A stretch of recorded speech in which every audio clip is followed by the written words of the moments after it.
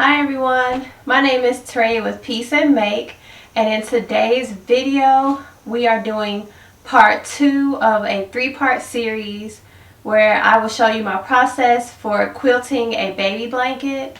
So in this part of the series, or for today's video, what we're going to go over is I'm going to be finishing up the last set of the first parallel lines of the blanket. Then I will show you what all of the lines look like I'm going to lay it out and you'll see what that looks like. Next thing, I'm going to flip the blanket so that I can start sewing the perpendicular lines. So stay tuned for part 3. The next video, what I'll be showing is finishing up the blanket, and then also I'll show the binding, putting on the binding, which is a very helpful part as well. Also, I'm going to show you a really cool tip at some point in the video for how it can help you with the quilting process. So look out for that. Get up to your sewing machine so that you can follow along if you're sewing this at home as well, or get like some water or some juice or tea, something warm, and then just cozy up and watch or play in the background while you work. Alright, so I'll be back in the next clip. In this part, which is part 2 of making the blanket, what I am going to do is flip the blanket and then start sewing the 3-inch lines this way to make another diagonal.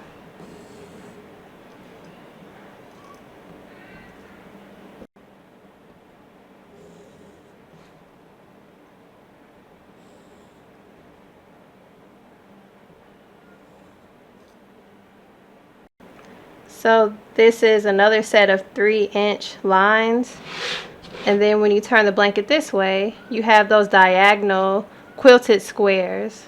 I think I got off camera a little bit, but you'll have this angle up top and bottom, but you'll have the quilted squares or the diamonds across the blanket.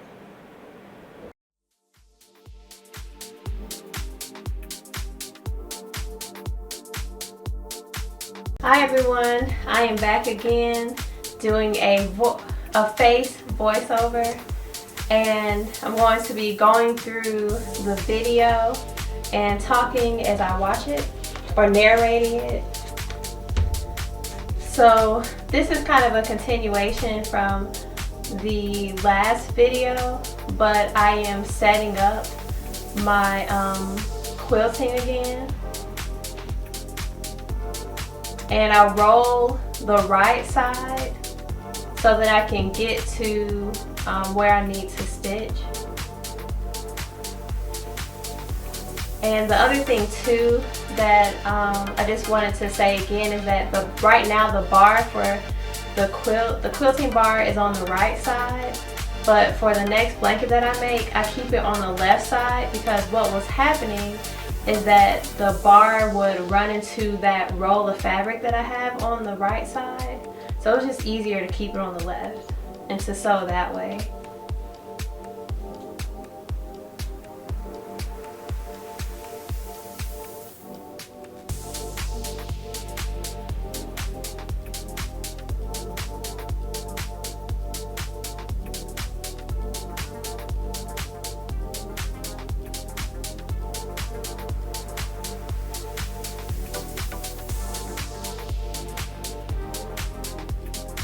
And this part is when I sew the fabric. Actually, if you are lost as to what I'm talking about right now, I'm going to put in the cards up here, but go to part 1 so that you can catch up on what we're doing for part 2. So I finished sewing the baby blanket, or the first set of parallel lines, and I'm just laying it out so that you all can see.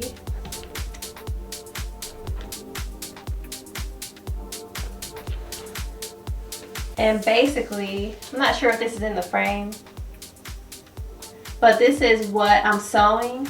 And I sewed this first set of parallel lines. And so I'm just going over it. Also, I'm still looking at that part that bunched up because I sewed the 2 X's. I should have just sewed one X. But if you look at this, see how there's an X and an X? I should have just quilted one of these X's, and then when I flip it, then quilt the other X, because it caused bunching by me doing both of them. So right now I flipped the blanket like I showed in the sketch video that I had before. And now I'm just going to be sewing through all of the lines.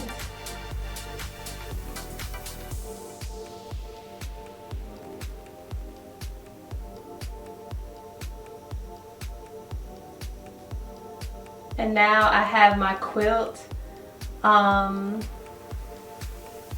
on both sides, because when you don't roll it, the quilt kind of pulls to one side or the other, but when you roll it, it helps it to be more stable. The other thing too, I want to show you these gloves. But when I made my second baby blanket, I used these. I got these, if you have this in your area, this is in the United States. But I have Harbor Freight, and these are like actually mechanics gloves. And they're also a little bit too big for my hand. Like I have a way smaller hand than these gloves. But I put them on.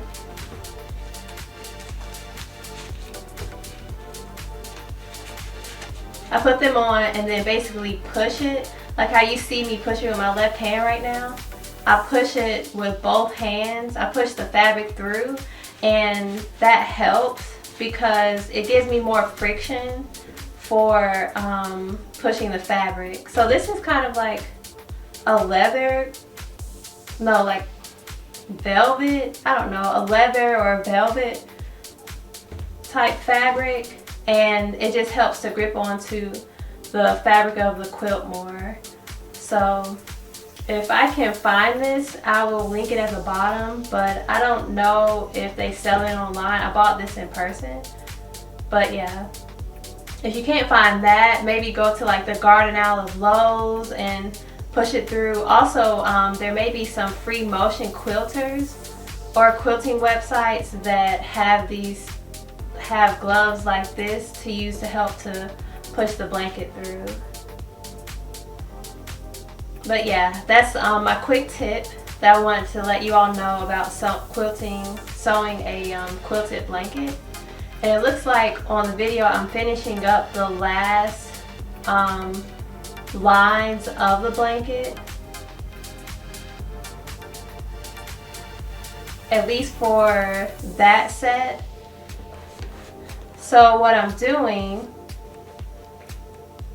going back to this picture, and I really hope it's in frame, if not, I am so sorry. I start from the middle line, and then I make a row of parallel lines, and then I go back to the middle line and sew that other side.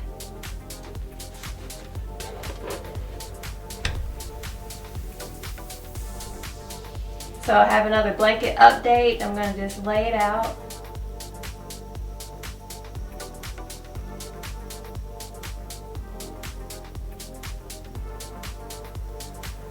Also, I get really excited when I get to a point where I want to lay out the blanket on the bed to show the progress.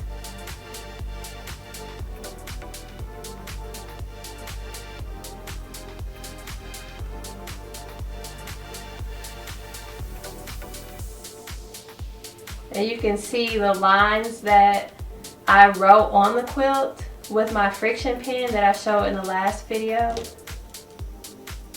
Here it is again. I bought this from a quilt shop. You may be able to, I think you can find them online as well, but it's hard for me to find it online.